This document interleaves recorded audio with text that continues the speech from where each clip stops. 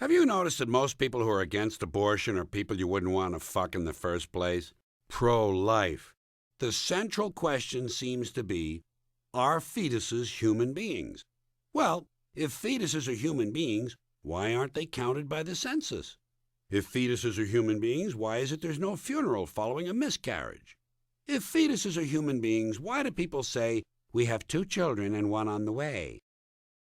Whatever it is, if it's unborn, it's not a child. A child has already been born. That's what makes it a child.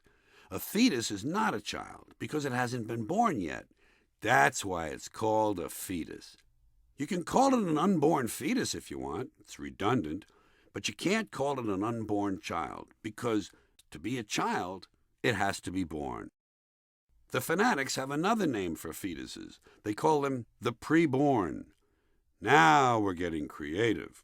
If you accept preborn, I think you'd have to say that at the moment of birth, we go instantly from being preborn to being pre-dead.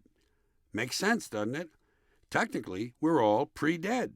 Although, if you think about it even harder, the word pre-dead probably would best be reserved for describing stillborn babies, the postborn pre-dead. I don't mean to be picky here, I'm just looking for a little consistency. The hardcore pro-lifers tell us that life begins at fertilization when the sperm fertilizes the egg. I say life began 1 billion years ago and it's a continuous process. But even after fertilization, it's still 6 or 7 days before the egg reaches the uterus and pregnancy begins. And not every egg makes it. They end up on sanitary napkins, and yet they are fertilized eggs. So what these anti-abortion people are actually telling us is that any woman who's had more than 1 period is a serial killer. One phrase that comes up quite a bit in abortion discussions is sanctity of life. Well, what about that?